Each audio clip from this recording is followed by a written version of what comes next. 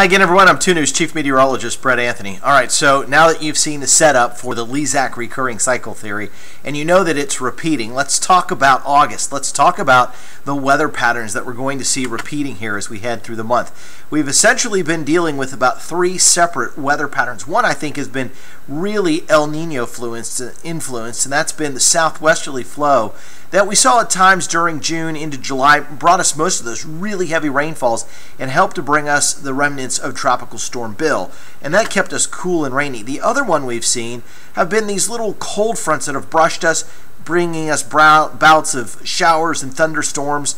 And then the third one that we've seen a couple of different times have been some intense, dry weather, and we're going to see all 3 of these kind of in combination now as we head through the month of August. So here's what I've done. I've mapped out the entire month of August. You'll note that in the light green areas, those are the days that we have chances for rain. Notice here you see August 5th, you see August 6th. Those are the chances for rain. Also, what I've done is I've shown you the high and low temperatures. So the high is going to be the number on the left side, the low number is going to be the number on the right side. So that's the morning low. So for instance, on Monday the 3rd, the high will be 97, the low of 76. So just go through the month and you can see we have a lot of sunny days. We have, I think, 10 rainy days, a couple of periods that I want to point out. We'll go back into that hot weather pattern there between August 9th and about August 11th or 12th. So we might make a run at 100 degrees. I've seen some data that would suggest that that's going to happen.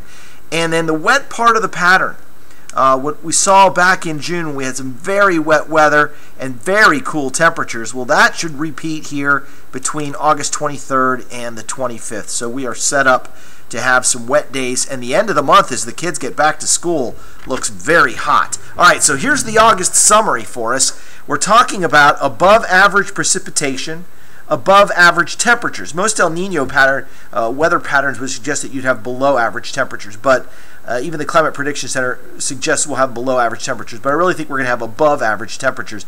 And El Nino will continue to strengthen as we go through August. If you've got a question or a comment, just look me up on Twitter at @TheBrettAnthony or on Facebook, Brett Anthony. So El Nino strengthening as we go into the fall. It's going to have a definite influence on our weather here in Green Country. It'll be exciting to watch this develop and see the type of weather that we have. Remember, the new Lezak recurring cycle theory, the new LRC cycle will begin to set up at the beginning of October, and then that new pattern will be established by the middle of November. So some exciting days ahead. Thanks for checking out this edition of Weather Wise.